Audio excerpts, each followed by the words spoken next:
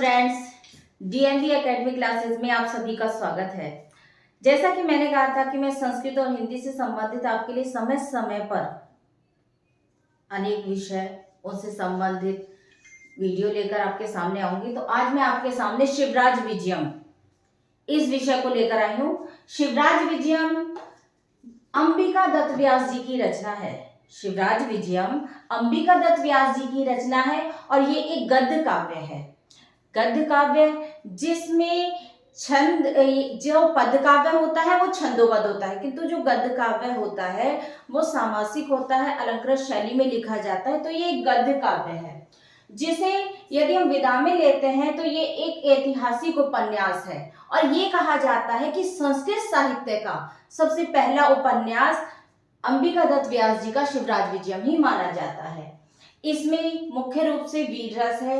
यदि हम प्रधान अंगभूत रस जिसको हम बोलते हैं, काव्य कोई भी हो उसका एक अंगभूत रस जरूर होता है, वो चाहे आपका वीर रस हो या श्रृंगार रस हो। तो ये आपका वीर रस इसमें प्रधान है। इसका प्रकाशन काशी से 1901 में किया गया है और इसका जो विभाजन है, इसका विभाजन देखिए, जो विभाजन होता है खंडों में भी होता है, आपके खंडों के साथ साथ आपका सर्गबंध वगैरह में भी होता है, किंतु ये आपका उपन्यास है, इसका विभाजन विराम और निश्वासों में हुआ है। इसमें 3 विराम है।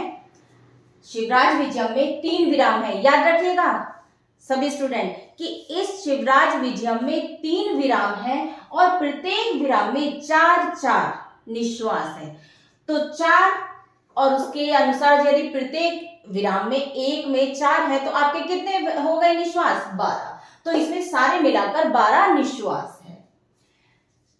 इसके अलावा जब ये आपके 12 निश्वास है तो इसमें यदि हम आप देखेंगे तो, क्योंकि कई बार जब एग्जाम आता है तो उसमें आपसे ये पूछ लिया जाता है कि इसका विभाजन किस में हुआ है, विराम में हुआ है, सर्गों में हुआ है, अंकों में हुआ है, तो उस समय आपको ध्यान रखना है कि इसका विभाजन विराम में हुआ है। ठीक है। और यदि विराम ना हो तो निश्वास होगा। नेचुरल बात है कि इसमें एक ना एक ऑप्शन आपके सामने होगा ही। जो भी कंपटीशन एग्जाम होगा जिसमें भी आपका लगा हुआ है, देखिए टीजीटी, पीजीटी, इसके अलावा नेट, इन सब में आपका शिवराज विजयम लगा हुआ है। बीए एमए में भी आपका शिवराज विजयम लगा हुआ है। तो उसमें यह है कि आपको इस चीज का विशेष रूप से ध्यान रखना है कि जिस भी कंपटीशन एग्जाम हो या अलग से कोई भी हो जिसमें शिवराज विजयम लगा हुआ होगा, उसमें ये जो आपको जानकारी दी जा रही है ये आपके लिए बहुत उपयोगी है, क्योंकि किसी से भी संबंधित इन प्रश्नों को जरूर आपसे पूछा जाता है। ठीक है। तो ये गद्य काव्य है, ऐतिहासिक उपन्यास है जिसमें वीर रस की प्रधानता है। वीर रस होने के साथ साथ इसका प्रकाशन काशी से 1901 में किया गया है, जिसमें 3 विराम है और 12 निश्वास है। इनके कवि आपके अंबिका दत्त व्यास जी हैं, ये आपको बता ही दिया गया है। अब इनके विषय में भी मैं थोड़ा सा आपको बताना चाहूंगी। जो इनका स्थिति काल माना जाता है, मतलब जिस बीच में इनकी साहित्य की स्थिति मानी जाती है, वो 1858 से 1900 ईस्वी के लगभग मानी जाती है। इनके जो पूर्वज थे, अंबिका दत्त व्यास जी के जो पूर्वज थे वो जयपुर के निवासी थे, किंतु बाद में काशी में आकर बस गए थे।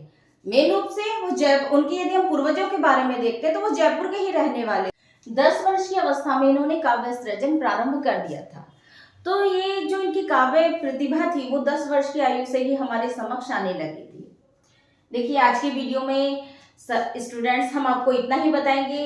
जो आने वाली वीडियो होगी इसके पार्ट 2 में हम आपको इससे संबंधित और जानकारी देंगे। महाकवि अंबिका दत्त व्यास से संबंधित उनके पिता के बारे में, उनके जीवन के बारे में, उनकी उपाधियां, उनके कृतित्व के बारे में हम धीरे धीरे आप सभी को वीडियो में के माध्यम से आप सभी के समक्ष हम उपस्थित कराते चले जाएंगे।